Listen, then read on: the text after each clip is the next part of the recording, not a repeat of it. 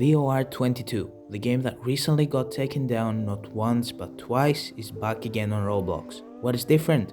The player counts for one. There is new content, but the data stores have been reset once again because the developers needed to basically copy and paste the whole game into another experience. Of course, the data can't be copied and pasted to other games, so the devs had no choice really but to launch the game with yet again a resetted data store, hence the player count. But this video isn't about what's new in VOR 22. It's about all the drama Moon Odie and VOR games went through, and the potential termination Moon Odie is facing.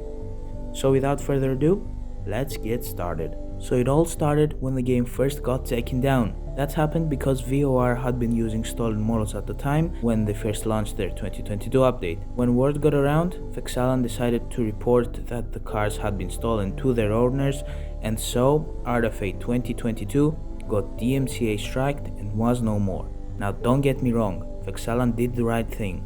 Stolen assets are actually a big issue that RO Racing has been dealing with since the beginning, and has, believe it or not, forced many developers to quit. And I believe that if me, you, or anyone else was the owner of those assets that had been stolen, we would have done the same thing and copyrighted the game as well. The following weeks were rough for both sides, as they both received backlash, which in my opinion was unnecessary, but after a few weeks of development, the developers had made their own 2022 cars, and after 15 or so days of testing, they released their update on the 14th of May. Yes, the game did have some issues on launch, but eventually the game was playable, and everyone lived a happy life afterwards.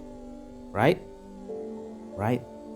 No. After just a few days, the game got taken down once again, but for no reason this time. It was probably just a misunderstanding. Either way, this was the beginning of the end for VOR 22, or that's what we think for now.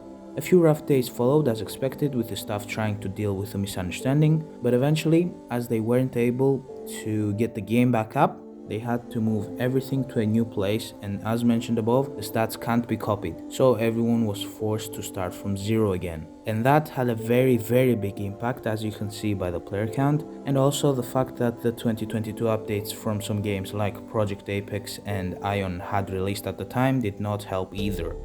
Moon Odie, the owner of VOR Games, has spent an unidentified amount of Robux on advertisements for the game in an effort to bring more players. But whether this will be successful is the big question.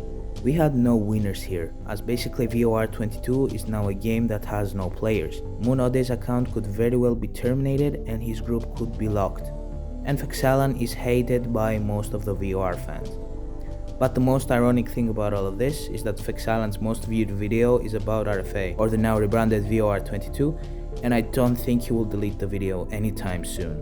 But that rounds up everything regarding the drama and the fall of VOR games. I will probably make a follow-up video on the game's rise, fall, and whatever happens to it next, plus the DMCA results and whatever happens to Moon Odie's account. So subscribe to not miss anything. I will have VOR's socials and game link in the description as well as my Discord server.